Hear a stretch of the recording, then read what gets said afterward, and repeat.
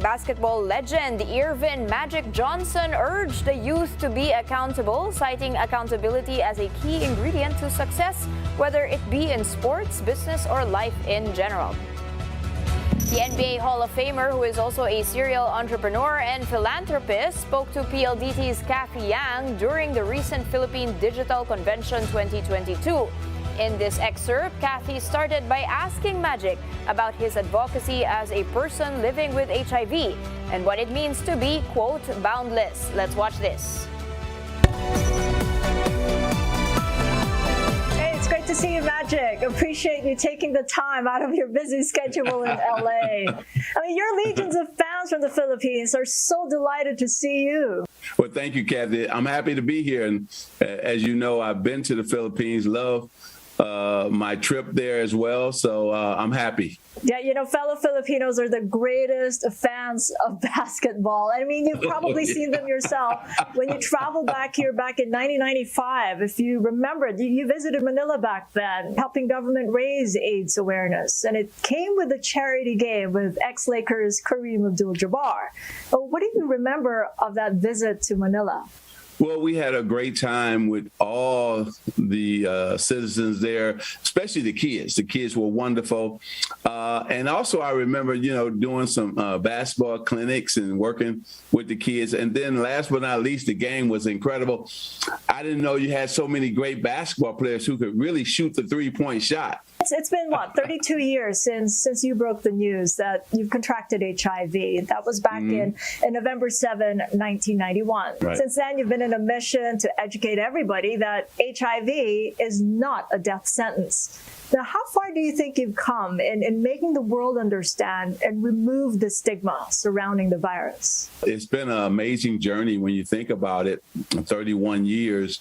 And then the stigma was big time back then, right? And also was a death sentence at the same time. So the drugs have gotten better because at the time that I announced, then it was only one drug. Now you have over 40 drugs. The cocktail has done a wonderful job with me. That's why I've been here over 31 years. Also, we stopped the discrimination against people who were living with HIV and AIDS.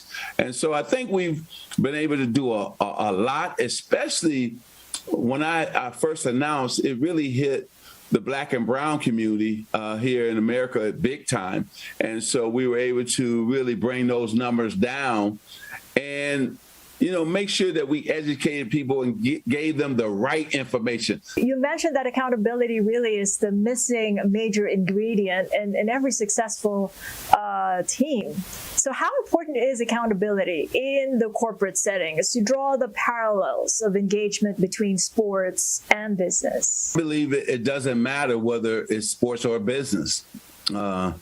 Accountability, and more accountability, right? So when you think about sports, right, not only are you accountable to the coach, there's accountability among the players too. They depend on you. They're counting on you.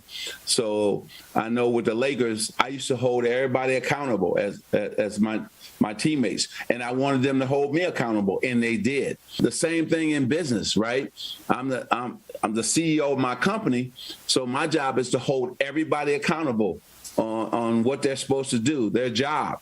And then within the four walls, I want them to hold each other accountable because it's important, because everybody must pull their weight. Everybody must be experts at their jobs. And hopefully then we talk about over-delivering to the customer and the clients that we deal with on a daily basis. So accountability is huge. And when I think about it, we're only successful because of that accountability. And so I preach that everywhere, all the time. I tell young people all the time, you're going to be held accountable, whether that's at your school, whether that's at home with your parents, whether that's with your friends. You have to be a man or a woman of your word. So when you tell somebody you're going to do something, then do it. I tell my kids that. I tell my grandkids that. Magic in closing, as our Digicon Summit this year is themed around Boundless, and purple is indeed the color. I think I've got some yellow in what comes to mind when you hear that word, Boundless? Oh, my life is boundless.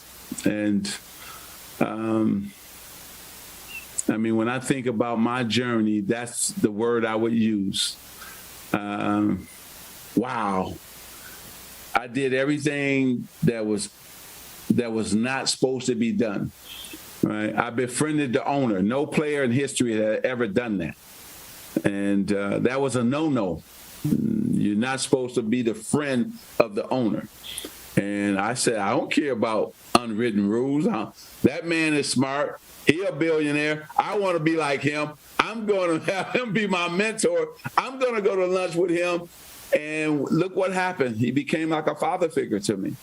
And if I didn't take that approach, see, that was unconventional and different, I wouldn't be sitting here. I wouldn't own all these teams and these businesses and do the things that I do today. And so when I think about Boundless, that's Magic Johnson. I've changed so many industries, and I was the first to go through a lot of doors, a man of color, right? And so trust me, you can do it. And I'm a hang that word up on my door, boundless. That's the magic way, boundless. So everybody out there, remember, you can do it. You can have it. You can go get it. It's all up to you. It's all up to you. If you think you don't belong, you won't belong. If you think you do belong, you'll be there. And so I never thought, and even today, I never think I don't belong in a room. That's boundless. I can sit down with anybody and hold my own.